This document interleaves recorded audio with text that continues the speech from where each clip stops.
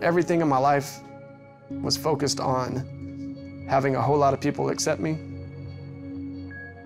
And my actions had brought me to a point where I was getting recognized, but I was getting recognized for the ugliest, most hated things you can do.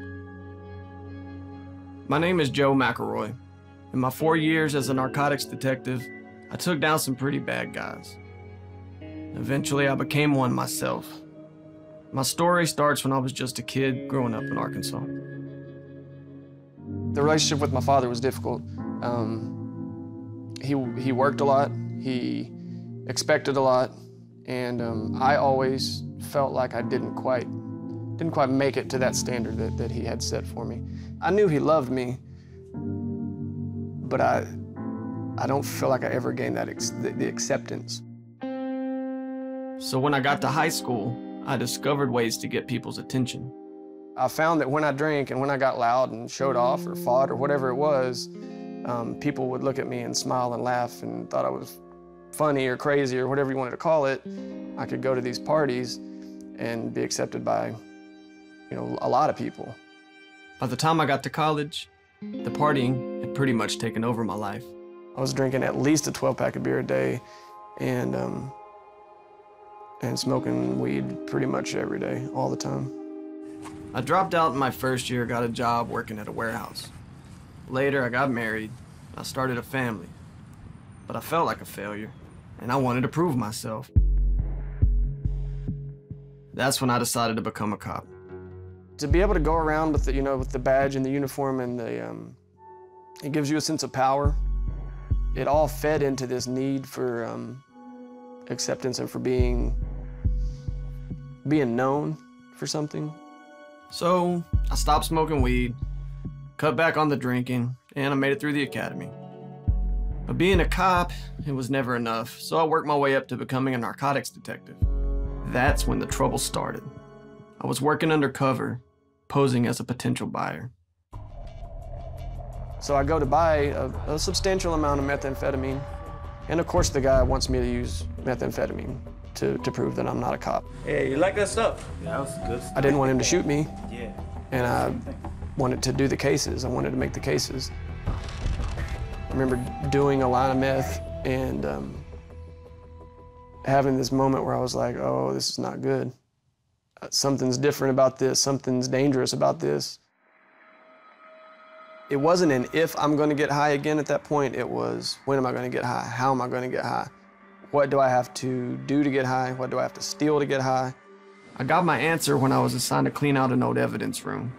There were drugs, weapons, money, you name it. It was all too easy to take what I needed to support my addiction. My family didn't matter. My career didn't matter. My image didn't even matter anymore.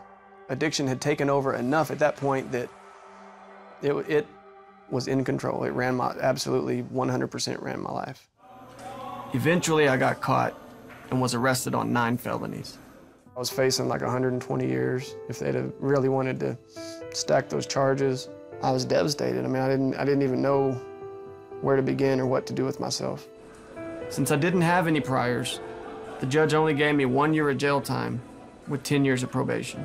So here I am, dirty cop, walking into prison. My story's on TV. They're looking at the TV. They're looking at me. My first several days there it was fighting. It was really getting beat up. One day I knocked over a stack of food trays just to get put into solitary confinement for protection. My heart was as soft as it could be at that point. I had taken physical beating, mental beating, spiritual beating. I was done. I knew I needed to change. I knew I needed something other than what I'd been seeking this entire time. And the only person I knew to ask for help from was God at that point, and invited him to come work in me. Jesus, forgive me, please forgive me. For the first time in my life, I felt like I'm accepted, I'm okay, I'm good enough because he's so good, because he's so loving, because he's so kind. After that, I got myself transferred into a faith-based block to serve the rest of my sentence. There, the Christian inmates showed me God's love in such a real way. It was the first time that I'd ever laid myself bare and been transparent with people. I could just be me, and they accepted me and they loved me with all my flaws and all my mistakes.